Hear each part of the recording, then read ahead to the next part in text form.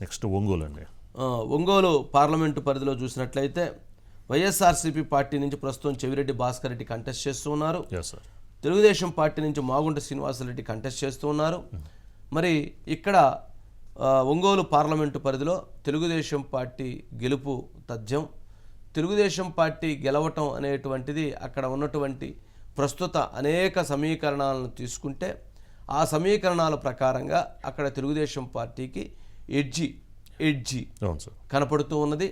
అక్కడ చెవిరెడ్డి భాస్కర్ రెడ్డి బలమైనటువంటి అభ్యర్థి కావడంతో వైఎస్ఆర్సీపీ పార్టీకి తెలుగుదేశం పార్టీ యొక్క మెజారిటీ, కూటమి యొక్క మెజారిటీ కొంత తగ్గేటువంటి అవకాశం ఉంది. భాస్కర్ రెడ్డి స్పీడు, భాస్కర్ రెడ్డి ఎన్నికల వ్యూహం కొంత కూటమి యొక్క మెజారిటీని తగ్గిస్తుంది. కానీ మాగుంట శ్రీనివాసరెడ్డి గెలుపు స్పష్టంగా కనపడుతుంది ఒంగోలు పార్లమెంటు పరిధిలో చూసినట్లయితే.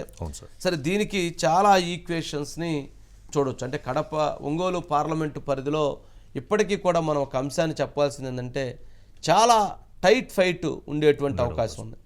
ఒక రకంగా అక్కడ వైఎస్ఆర్సీపీ పార్టీ గెలిచినా కూడా ఆశ్చర్యం లేదు.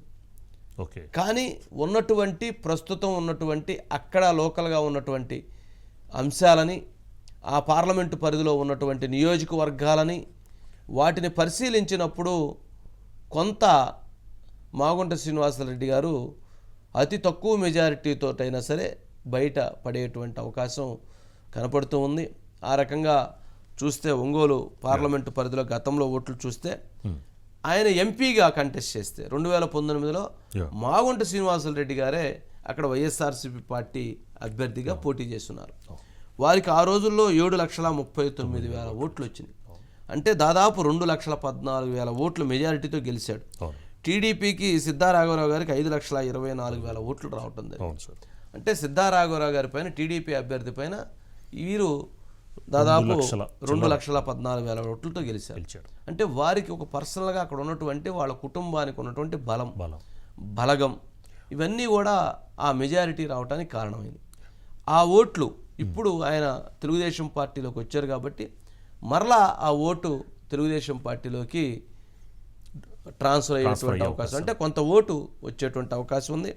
అక్కడ తెలుగుదేశానికి వచ్చిన 5,24,000 ఓట్లు ప్లస్ జనసేనకు వచ్చినటువంటి 29,379 ఓట్లు, ఇవి కూడా చేసినప్పటికీ కూడా కొంత దాదాపు 1,80,000 మెజారిటీ ఇంకా కూడా ఎవరికి వైఎస్ఆర్సీపీ పార్టీకే ఉంటుంది.